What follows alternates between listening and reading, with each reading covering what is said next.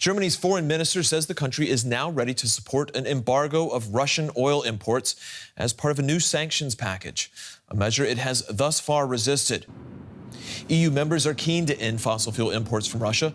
More than 2 months into the war, however, they've only been able to sanction coal. Germany is one of the countries most dependent on Russian oil and gas.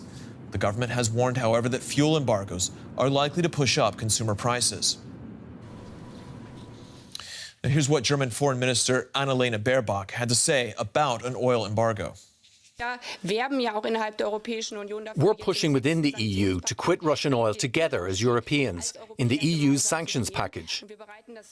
We're setting it up in such a way that we can stick to this for the coming years.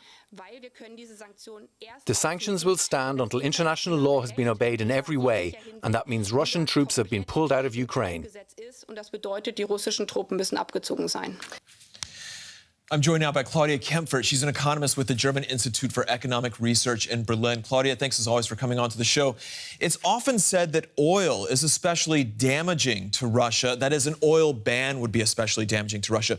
Why is that? And can we sort of quantify to what extent that's true?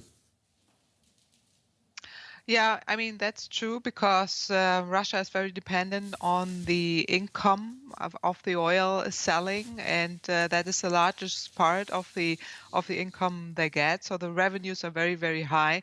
We saw that at least in the last 2 months, Europe has paid over 60 billion only for the import of oil and gas from Russia.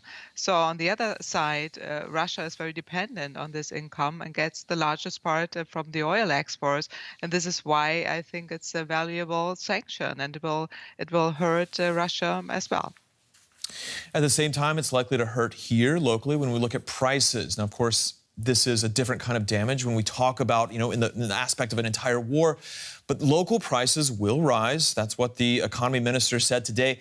Is that something that consumers here are willing to put up with, do you think? What kind of a shock could this be for them?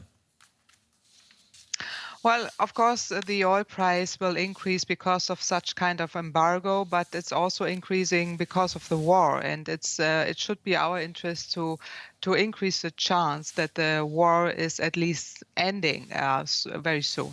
So this is why such kind of embargo is important. But of course, there will be steep price increases, and we already saw them, and this will increase further.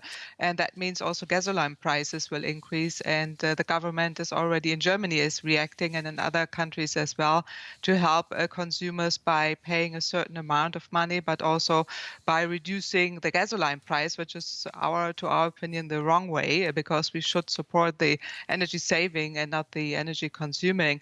But on the other hand, of course, we have to go this way. We could not make further deals with Russia, and that's why important to go for this kind of embargo. Why has it taken Germany this long to become comfortable with an oil embargo compared to a number of other EU member states? Well, obviously, there is a larger amount of oil imports coming from Russia, over 35%, and we have a special situation in the eastern part of Germany where the direct pipeline from Russia is landing in. That's the Druzhba pipeline, but that's also valuable for Poland. So they had to prepare, obviously, and get other sources and diversify the oil imports, which they now did, and Germany can buy oil from other countries. There is enough oil on the market, and now they have prepared, and now they are prepared, and they go for this oil embargo, and that's a good strategy. All right, Claudia Kempfert with the German Institute for Economic Research in Berlin. Thank you very much. Thank you.